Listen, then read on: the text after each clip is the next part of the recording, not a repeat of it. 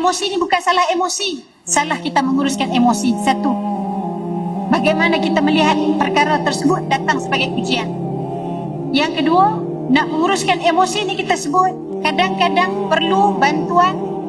Kita kata apa? Bukan sekadar kita doa je puan-puan. Ada orang kata, Ustazah saya dah semayang dah tak hilang kok Ustazah. Saya dah zikir dah tapi tak tenang juga. Okey. Dalam Al-Quran surah Maryam ayat ke 24 kalau tak salah saya. Maryam kata apa? Ya laitani mittu qabla hadha wa kuntu nasyan mansiya. Ini tahap emosi paling teruk. Di titik yang terendah, Maryam orang mai kat dia, hang ni pasal apa hang mengandung? Mak orang baik, ayah orang baik, adik-beradik orang baik, pasal apa hang tak ada suami? Kita nak jawab apa? Kan kalau kita dia nak jawab apa?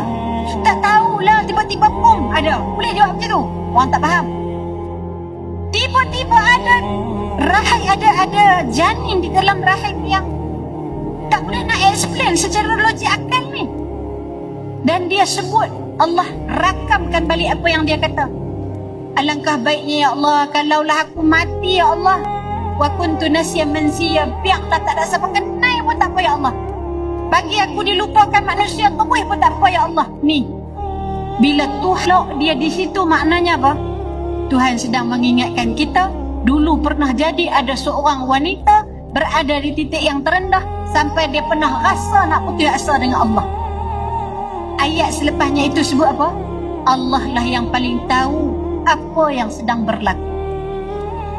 Kemudian kuli washrabi wa qarri aina. Quran kata tengoklah, makan dan minumlah dan tenangkan hatimu. Maknanya apa dia? Ini kalau pengkaji-pengkaji dalam dunia kaunseling sebut, inilah terapi-terapi, bukan sekadar kita berdoa, tapi terapi fizikal yang mesti kita bawa bila mana kita ada masalah krisis emosi. Quran kata kuli washrabi, maknanya kalau kita rasa sedih sangat, makan dan minum. Orang perempuan biasa tak, kalau stres apa kita buat? Makan. Masalahnya bila makan, stres balik. Pasal apa? Asyik makan. Nah, lalu Quran kata makan, kerana pada sebahagian makanan yang kita makan itu menenangkan. Minum, kerana pada sebahagian minuman itu datang lagi sedikit ketenangan.